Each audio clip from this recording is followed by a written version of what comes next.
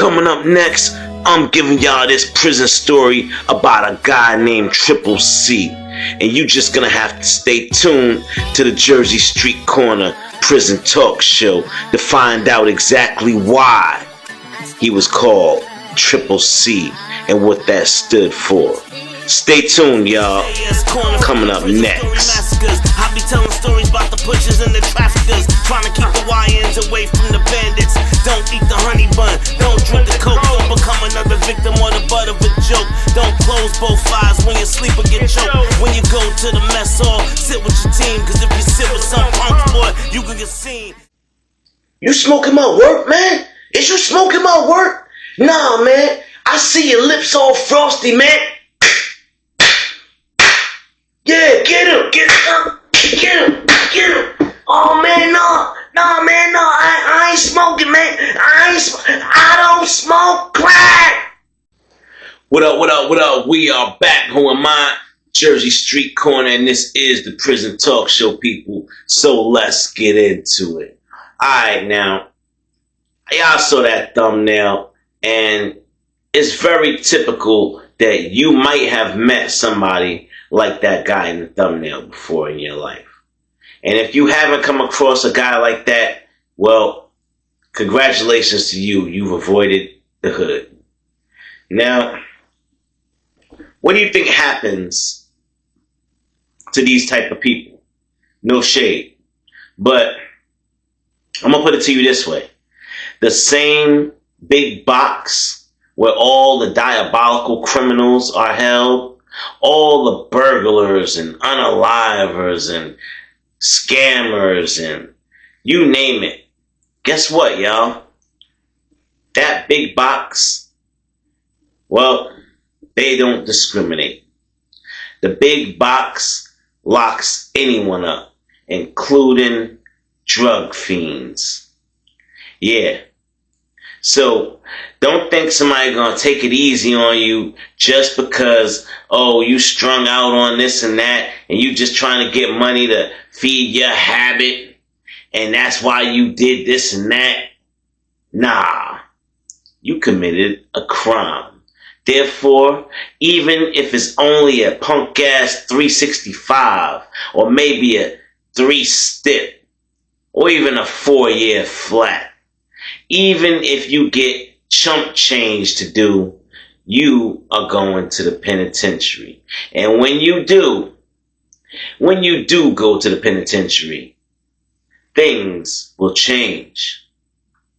Now, going to the penitentiary with an addiction is probably one of the worst ways to start a bid, because you're going to pretty much end up getting clean just to get dirty again on purpose. You don't understand me though.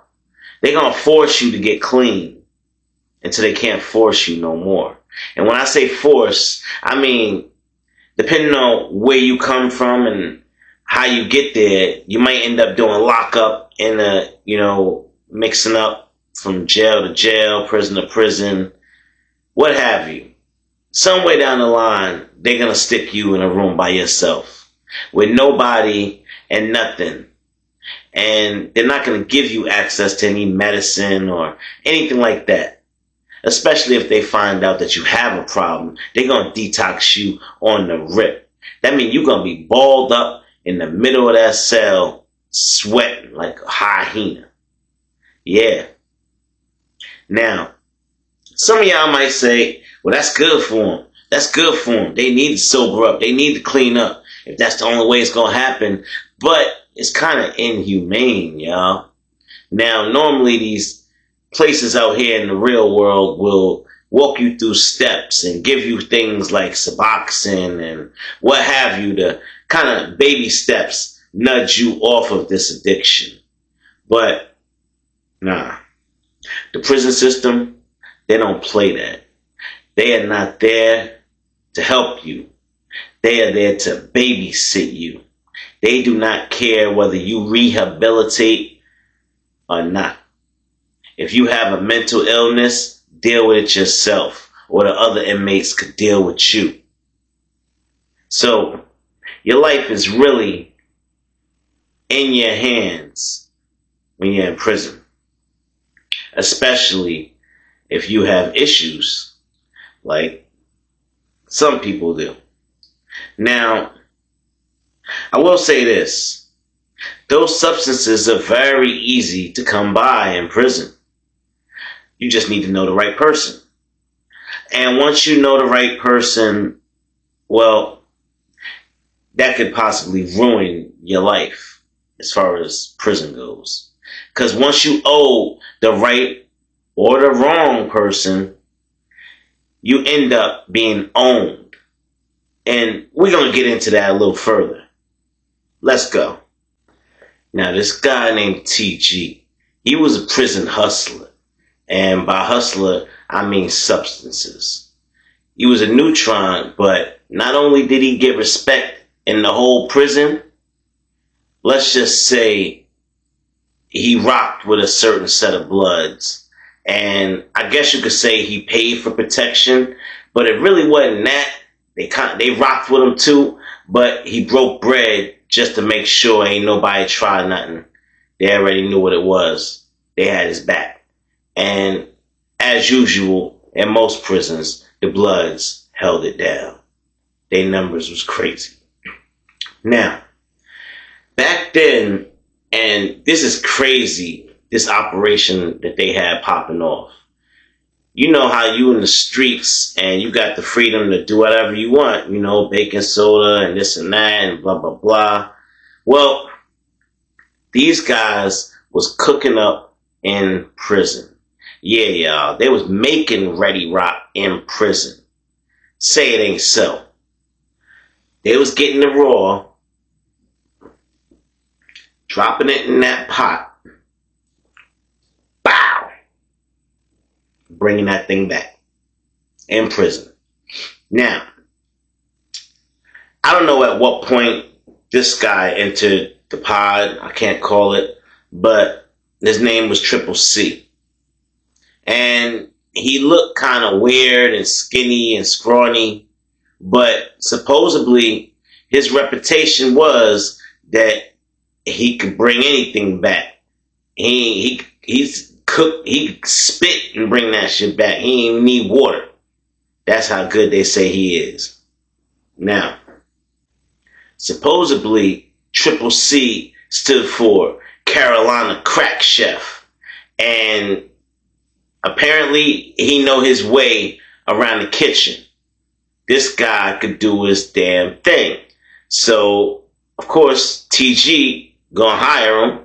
That's gonna get a lot of work off of his back. He could, you know, free up some time, go play some cards or something, go out to the yard instead of having to sneak around and do that. If old boy could handle it, he could, you know, trust him to do that. Now, he gets introduced, but, you know, he does get a forewarning that, listen, we don't know this guy's character. He seemed a little shady. I don't know, you might want to leave one of your soldiers around when he working just to make sure ain't nothing, you know, going missing, da-da-da. And he like, we're gonna see what happened. That's what TG said. We're gonna see what happened. We're gonna see what happened. I'm gonna leave him by himself. Leave him by himself. So, excuse me, y'all. TG set old boy up with all the work and give him the utensils. He tell him he got the cell locked down for an hour. Won't no guards come by there and bother him. No inmates gonna come bother him. He can leave the white sheet up and don't worry. Don't move it. Ain't nobody gonna touch it. Ain't nobody gonna touch him. Just go ahead and keep working and count up and put everything in the bag, you know, and we'll count up when I get back. So, long story short,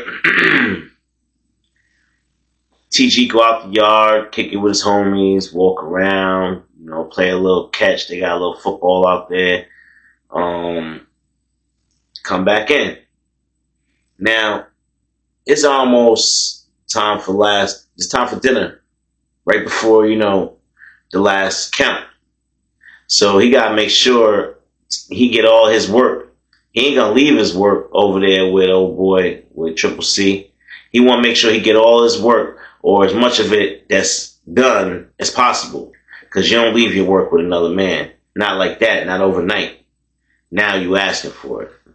So, he go back over there and he see, Triple C on the bunk chilling. He got his legs kicked up. He watching TV chilling. And he like, oh, you finished? You finished all that work already? He like, oh yeah, man, yeah. It's right over there, man. It's right there. It's right there. All there. Yeah, it's all there. And he got a weird way of talking about him. He repeat everything he say. He just talk jittery like or whatever. Now, TG ain't think nothing of it. But supposedly, he said dude looked a little bugged out. Like his eyes looked like they was jittering around. They was real big and like his jaw was moving a little bit. And the way he was talking fast and like trying to rush him up out the room or whatever. So they got a situation worked out where he gets paid for every shipment that he busts down for him. So he get paid at, once he starts moving them things around or whatever, then that's when the commissary or the money will start funneling back on over to Triple C. So they do this whole thing a couple of times, y'all. At least 5 or 6 times they did this. And every single interaction TG had with Triple C, dude seemed bugged out, like it was something wrong with him or whatever. Now, one day, he said he went to go see him, and his lips looked all frosty, like dry and frosty, and his nose was running. And he's sitting there looking at him like, hey, bro, hey, is you all right, bro? You all right? And he thinking like maybe, because if you don't know, y'all, if you touch substances without gloves, you're still doing the substance. It's going right up through your pores. And doing enough of that, you can, feel the intoxication just as if you did the actual thing on purpose. Just something to know. So he thinking like maybe, you getting a little woozy because you've been, putting this work together with no gloves. And he like, nah, I'm good, man. I'm good. Yo, chill. And you're like, oh, yeah, man. Yeah, hey. So TG just came right out and asked him, supposedly. He said, hey, man, hey, you on something? You doing this stuff, man? Is you doing this stuff? I know you not doing this stuff because I ain't giving you none for free. So is you doing my product or what? And Triple C like, nah, man.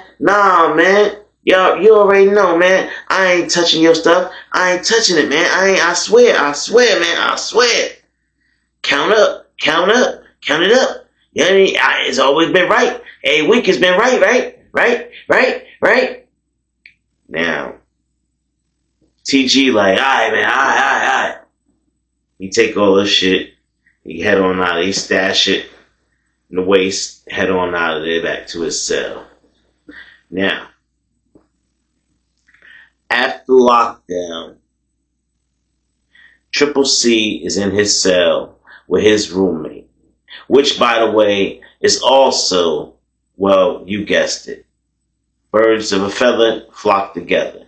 And nobody in prison is going to be in a cell with an inmate with an addiction unless they also have an addiction, because they can stand each other.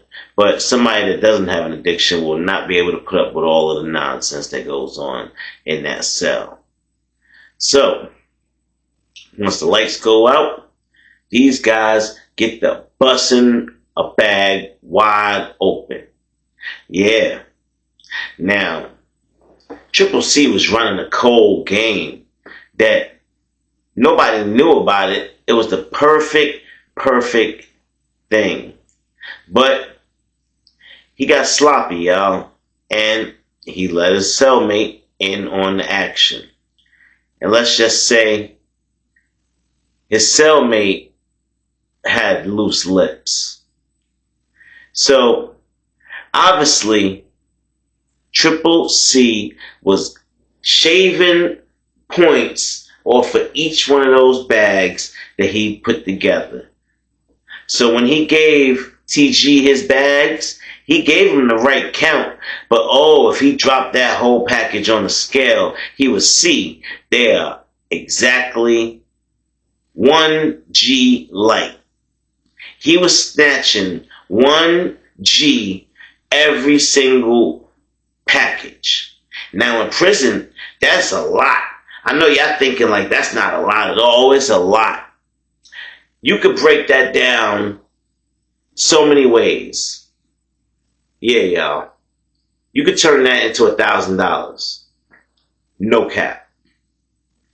So, when that happened, the roommate decided he could get more for the information than just a little party time with Triple C. Because that's all he was getting out of it, for keeping his mouth closed. He was just getting to enjoy what Triple C stole. And actually, if he continued to do that, and somebody found out about that, then they both would be in trouble. So, I don't know, y'all. Get in the comment box. Tell me what y'all think. Was the cellmate right to go and snitch to TG and tell what Triple C was doing? Or should he have just kept his mouth closed and suffered the consequences right along with him if they got caught? Let me know what y'all think, y'all. Now, after TG found out about Triple C shaving points, he could have been the bigger man. He could have just cut it out of Triple C's pay. Nah, he wasn't doing no such thing. TG woke up that particular morning and chose violence. He went, grabbed 3 of the blood members that was rocking with him, and they went and had a little talk with Triple C. Not only did they go have a talk with him, but they caught him in the middle of the very act they were going to confront him about. So, Triple C, I guess sometimes he loses track of time and where he's at. Whether his cell is locked or not. Whether his white sheet is up or not. And I don't know, y'all. I guess this guy would be so hopped up on this stuff that he'd be in that bunk with the earphones in, just spinning, y'all. Like, spinning to his own vibe. And when they walked in, he was hitting the makeshift stem, y'all. And you make that out of one of the, we got these, excuse me, these razors. They're kind of hollow in the middle. The plastic, that's where they pop them out and they get the little small razor out of them. But the handle part, if you keep it, they would use that as like a little stem. And the razor part, where the razor used to be, they'd put something like foil in there and makeshift something and turn it into a makeshift stem, pretty much. She was nasty. And this guy's in there, in the corner of his bunk. He turns around, exhales a big old cloud of white, nasty smoke, y'all. As soon as they walk in, they shut the door behind them, put the white sheet up. He's like, hey, what's going on, man? What's going on, man? What's going on? You been shaving points? You been shaving my points? TG wasn't having none of it. Hey, I can explain, man. I can explain. What happened was it dropped on the floor, and I didn't notice it until way after the time I gave it to you, right? And I figured it was dirt mixed in it and stuff, so I figured I'd just go ahead and deal with it. But ain't nobody want that with no dirt mixed in it, man. You know what I'm saying, man? You know what I'm saying? Boom! TG popped him right in his jaw. Boom! Boom! Boom! Shut your ass up, your lying ass. You a crackhead. I knew it. I should have knew it. Carolina crack chef my ass. You's a Carolina crack fiend. Don't you ever steal from me again. And as he's punching on them, the bloods come from behind and they start stomping him out too. Backing him up like, chill, you ain't gotta do that. Let's handle that. That is what you pay for. Let us handle that. They backed him up, and they started commencing to stomping Triple C out. I mean, stomping him out. Triple C ended up with dislocated bones. I believe his jaw got broke on that jump. Yeah. They ain't unalive Triple C, but they taught him a very serious lesson. And they told him, if you even think about snitching, we got people all over this prison. We got people in other prisons. So go ahead and snitch. Your name ain't gonna be shit out here in these streets. These prison streets. You ain't gonna go nowhere and get away. That's my word. And not that he could talk much with that broken jaw, but they carted him on up out of the pod after that. And, well, that was the last time TG hired somebody else to cook for him.